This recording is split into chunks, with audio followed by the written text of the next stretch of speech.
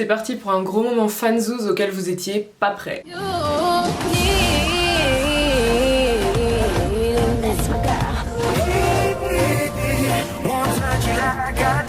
Salut mes poulets! Alors aujourd'hui on se retrouve pour un pourquoi j'aime que je tenais de ouf à faire. Celles et ceux qui me suivent sur Twitter sont au courant, je l'avais annoncé il y a peut-être genre 2 mois mais je l'avais lâché comme ça. Et depuis en fin de compte je m'étais absolument pas mise dessus alors que l'enfant le mérite clairement. Parce que pour celles et ceux qui me connaissent plutôt bien, vous le savez, il suffit de regarder mes stories Insta et toutes ces autres choses. Ça fait plusieurs années. Franchement ça doit faire je crois 6 piges limite que je suis fan de ouf de Monsieur Ken Samaras. Depuis en fait c'est toutes les époque avec 1995 et l'entourage, et donc il était temps qu'il ait son pourquoi j'aime, parce que Bee a eu le sien, Rihanna a eu le sien, Nicki a eu le sien, Ariana a eu le sien, Eminem a eu le sien, et il fallait qu'on s'attaque aussi à la France parce qu'il y a quand même des artistes francophones que j'aime. On va arrêter de juste les insulter tout le temps, et cette fois-ci donc je suis pleine d'amour et pleine de tendresse envers un être humain, donc j'espère que vous êtes prêts. Et comme d'hab mes poulets, avant que la vidéo commence, je vous invite grave à me follow sur Instagram, sur Twitter et en fait partout vous pouvez, même sur Pinterest genre, parce qu'on s'amuse bien et on fait plein de choses ensemble. Bon, première raison je pense pour être fan de Nekfeu, c'est quand même parce que c'est l'un des seuls êtres humains actuellement en 2020 et en plus dans l'hexagone à s'appeler Ken. Oui oui les gars, ça fait partie des raisons aussi, parce que tu sors du lot, parce que t'es quelqu'un. Donc déjà on commence avec le début. Je vous ai dit, vous êtes pas prêts, sur cette vidéo il y aura autant des trucs qui sont factuels, carrés, précis, mais il y aura de la fanzouz, je vous l'ai dit, parce que je ne suis pas un peu fan en mode ouais j'aime bien Nekfeu, non non non, je suis méga fan de l'enfant. Je dis l'enfant, il a 5 ans plus que moi, mais anyway, et genre à un point complètement ouf. Et celle ma poteau à Sarah, c'est à quel point, parce qu'elle et moi là-dessus,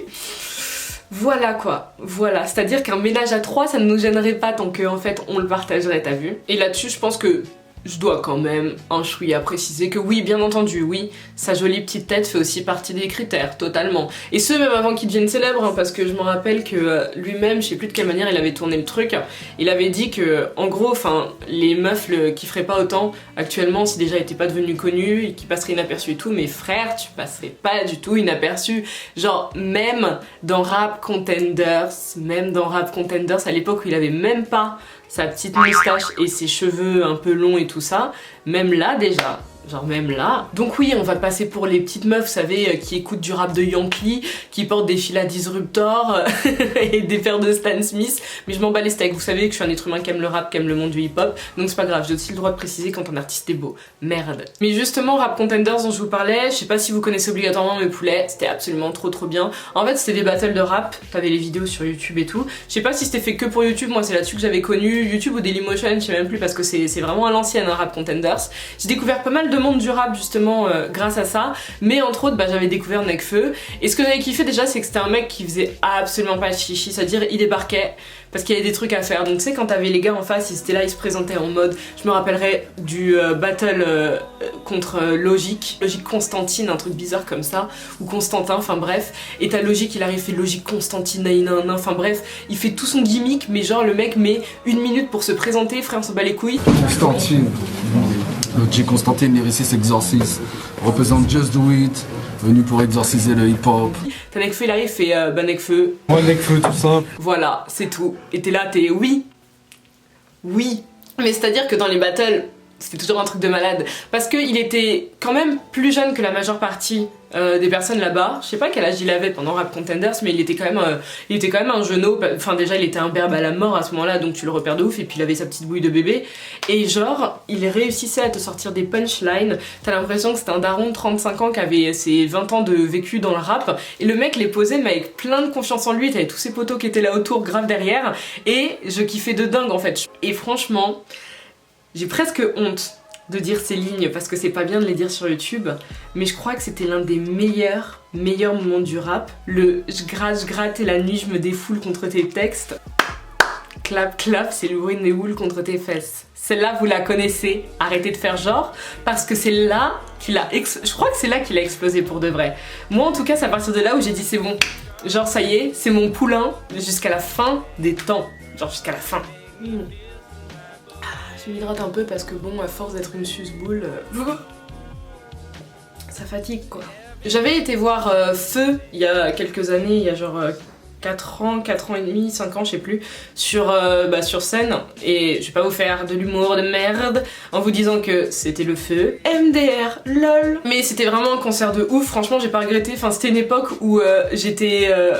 chez Nike, ouais je travaillais chez Nike, à côté j'avais mes cours, donc c'est à dire que j'étais pas hyper riche, ça avait été une somme parce que j'avais acheté l'album et en plus il y avait la place de concert et tout, mais je vous jure que ça a fait zizir de dingue parce que c'est un gars qui se donne sur scène mais réellement, c'est à dire que pour moi il est rentré dans mon top artiste avec,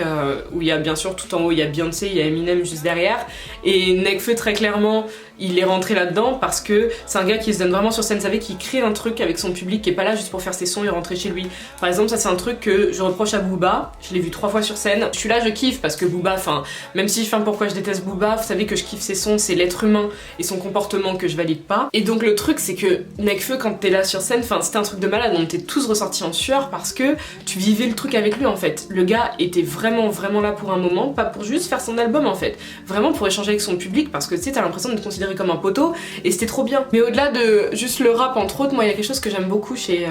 Monsieur Ken Samaras, c'est en fait qu'il a un œil qui est hyper critique sur ce qui l'entoure et je pense que c'est aussi ça qui fait de toi un bon rappeur parce que c'est un truc que tu retrouves très facilement dans ses textes en fait tout bêtement et cet œil critique on le remarque par rapport à tous ses combats, raison pour laquelle encore une fois il a totalement sa place sur ma chaîne et dans les pourquoi j'aime parce que c'est quelqu'un qui a réalisé la chance qu'il a eu vraiment de naître en tant que blanc et d'être un blanc dans le hip-hop. Il le dit à plusieurs reprises dans ses textes qu'il en serait pas là et il aurait pas eu toutes ses portes ouvertes s'il était pas blanc, que s'il avait été noir en fait pour les mêmes textes et pour tous les mêmes trucs et le même trajet si je peux dire, bah il en serait tout simplement pas là aujourd'hui parce que il le sait que le white privilege c'est un truc qui existe et je pense absolument pas que c'est le genre de personne qui irait te dire que le racisme anti-blanc existe, pas du tout, et c'est ça que j'adore en fait chez lui, c'est que c'est pas un mec qui se met des œillères, qui vit dans le déni et tout ça, il voit toute cette réalité et il veut en plus que cette réalité change et c'est quelque chose qui est,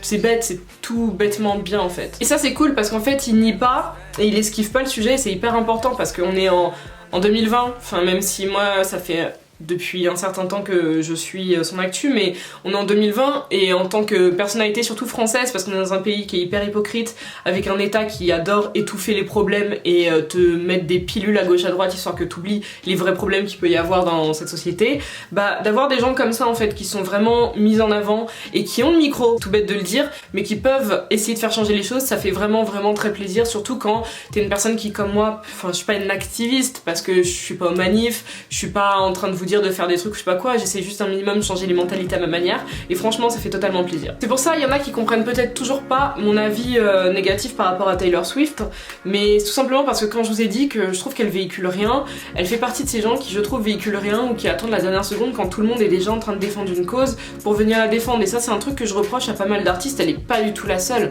Pour moi en fait quand t'as le micro entre les mains et que tu as une notoriété telle et un public tel, tu ne peux pas juste les utiliser pour en fait faire des sons. À partir d'un moment, tu dois obligatoirement utiliser ta plateforme, que tu sois pro un truc bien ou pro un truc pas bien, c'est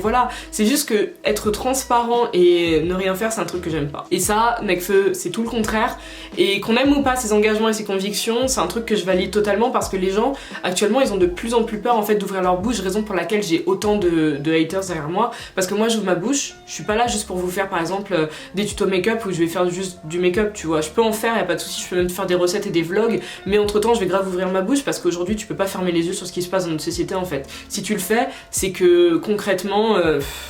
enfin je sais pas dans quel monde tu vis. Et ça justement, le fait qu'il soit hyper fidèle à ses propres valeurs, c'est un truc que je valide de ouf parce que enfin déjà j'aime les êtres humains qui ont des valeurs, on va commencer par là. Mais il est fidèle de dingue à ses valeurs parce que si t'es quelqu'un qui écoute pour de vrai les textes de Nekfeu, que tu aies validé ou non les épisodes Gilets jaunes ou pas, c'est pas la question, je m'en bats les steaks. C'est un mec qui a participé, il l'a montré, il s'est pas caché, il était pas comme certains genre qui font genre ouais go les gilets jaunes et qui en fait sont jamais là, il est allé au front si je puis dire, il était dans le risque, il était au milieu du truc et ça prouve qui il est en fait, c'est pas du juste faites ce que je dis parce que je fais, non, c'est je fais ce que je dis, tout simplement. Et ça je trouve ça bien parce que c'est un mec qui ment pas du tout là-dessus, qui est un petit gars du peuple en fin de compte, tu vois. qui a grandi en tant que petit mec du peuple et qui restera qu'un petit gars du peuple, et ça c'est un truc qui bouge pas malgré sa thune, malgré sa notoriété, et je trouve que c'est bête, mais c'est bien, c'est hyper bête, c'est basico-basique là ce que je vous dis, mais c'est quelque chose qui est super cool à voir parce que la plupart des gens oublient. C'est très très rare d'avoir des gens par exemple comme aussi LeBron James qui une fois qu'ils sont en haut, bah ils prennent leur thune pour aider les gens d'en bas qui en plus viennent d'où ils viennent. C'est un truc qui est super bien, renvoyer l'ascenseur c'est un truc qui est super cool, et sauf qu'ils sont trop peu à le faire, et je pense que c'est des bails qu'il faut souligner, et ça c'est un truc qui m'a énormément fait plaisir auprès de Nekfeu, que tu valides ou non la période des gilets jaunes. Non, Ivory, tais-toi s'il te plaît frère. Mais dans tous les cas il avait déjà montré son engagement hein, parce que je sais pas si vous vous souvenez, en tout cas les Parisiens, parce que surtout nous qui étions au courant de ça, il y avait eu ce qu'on appelle les nuits debout à République, où on restait debout toute la nuit pour manifester, et si je me souviens bien c'était entre autres autour de la loi travail de l'autre folasse là, El Khomri, et donc à ce moment là Nekfeu il avait fait un concert un peu sauvage, j'avais loupé comme par hasard, c'était une des nuits debout, j'étais pas là. Voilà, le hasard il veut toujours ce genre de truc dans ma vie, mais c'est pas grave. Mais il avait déjà commencé son engagement là-dessus, donc c'est pas d'aujourd'hui que ça date. Ivory, tu fais exprès mon gars? Vas-y rentre. Et si je te jure, si t'es sorti dans 10 secondes, je te renie. Et justement pour revenir sur le point où il booste ceux d'en bas, je mets des guillemets en bas hein, parce que je trouve que c'est hyper péjoratif en fait d'utiliser le terme en bas, c'est soit considérer les pauvres, soit les pas connus, donc j'aime pas trop, il y a mieux. C'est que c'est un mec qui est resté aussi très fidèle à ses potes, qui a pas tourné le dos justement à ceux avec qui il a commencé, que ce soit bien sûr l'entourage, que ce soit Blackbird, que ce soit 995 et tout, mais surtout Escrew, parce que c'est avec Escrew en fait qu'il a commencé quand il arrivait à Paname, c'était 2001, 2002, un truc comme ça, mais c'était à peu près vers ces années-là si je me souviens à peu près, et ça qui est super cool c'est que c'est avec eux qu'ils ont lancé le label Senzu, donc tu sais c'est une histoire de montrer que en fait je suis grave Al et que ma notoriété je l'utilise aussi pour vous, j'utilise pas que pour moi parce que justement si Senzu fonctionne bien et que ça a été grave mis en avant, c'est parce qu'il y a le nom de Nekfeu dessus, et je trouve ça super cool parce qu'en vrai de vrai il aurait pu faire un truc juste pour sa gueule et ça aurait tout autant marché parce que c'est Nekfeu, qu'il a un nom vendeur, qu'il a une tête qui est vendeuse aussi, mais je trouve ça super bien encore une fois, tu sais c'est tout bête, les gens ils vont être là en mode ouais mais en fait t'aimes tout, oui parce que jusqu'ici je connais pas les côtés négatifs de Ken, donc voilà, mais après les côtés positifs c'est des trucs qui sont hyper humain et basique, et ça fait du bien de voir qu'un mec qui est arrivé jusque là, parce qu'il est quand même arrivé loin, de voir qu'il en est toujours à être un être humain justement, et ça fait vraiment plaisir. Un autre bail que je kiffe aussi par rapport à Nekfeu, bon vous me direz de toute manière il y a que des bails que je kiffe là par rapport à lui, c'est qu'il a pas peur tu sais d'être un homme, un rappeur, mais aussi d'avoir des sentiments qu'il assume totalement, il suffit d'écouter ses textes, il assume tout ce qu'il peut ressentir en fait en tant qu'être humain, et met pas tu sais la barrière d'homme, et moi c'est un truc de toute manière dans le rap que j'ai toujours aimé, le côté vrai et humain. Là-bas je suis une fan de rap conscient, c'est pour ça que pour moi un Kerry James restera toujours au-dessus de Booba, même si vous savez que j'aime les sons de Booba, mais les textes de Kerry c'est un truc qui est...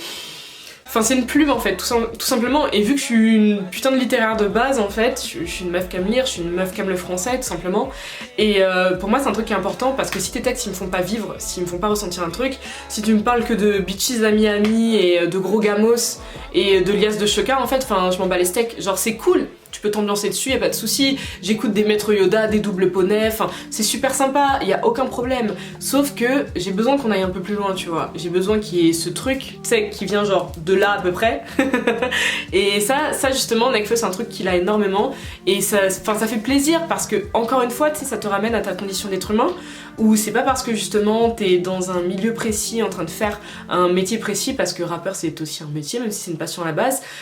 que t'es obligé en fait de te cantonner à ce que les autres font. Non, tu peux aller plus loin et montrer que t'es un être humain avec une sensibilité, et c'est pas parce que t'es un homme que tu dois pas justement l'assumer pleinement. Et ça il le fait, et il le fait très très bien justement, mais vraiment très bien. Et là où ça m'a transpercé de ouf en fait, parce que je vous jure que ça m'a fait quelque chose, c'est quand j'ai vu cet été son film documentaire album Les Étoiles Vagabondes au cinéma. Je sais pas si vous en souvenez, si vous étiez pas au courant, franchement vous avez loupé un truc de malade, parce qu'en fait ce qui s'est passé c'est que ce soir-là, dans toute la France, il y a aussi un peu au Maghreb et je sais plus où d'autres, il y avait une séance unique de cinéma en fait, dans pas mal de ciné différents. Je crois que c'était surtout les pâtés Gaumont ou un bail dans le style. Moi je sais que j'étais au pâté de la Villette en tout cas. Et donc t'avais une séance pour tout le monde à la même heure en fait. Donc elle commençait à la même heure, elle finissait à la même heure. C'est un truc de malade d'avoir fait ça parce que déjà t'as personne dans le monde de la musique, même je crois même pas que le rap, mais dans le monde de la musique en France qui a déjà fait un truc comme ça.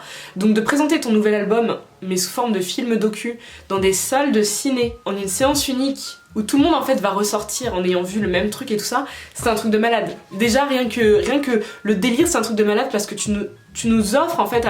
à ton public un bail en plus que les autres n'ont pas fait et c'est un truc de dingue. Enfin je m'étais ruée, je me rappelle avec mon collègue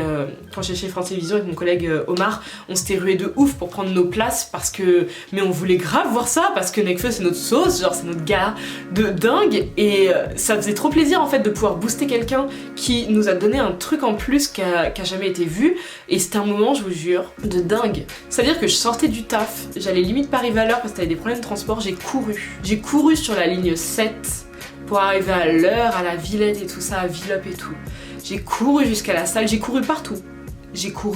partout parce que c'était un moment unique, sincèrement, c'était un moment unique de dingue et je vous jure que de voir en plus, parce que tout ce truc là, Les Étoiles Vagabondes, t'es dans la création en fait de son album. T'es pas juste en mode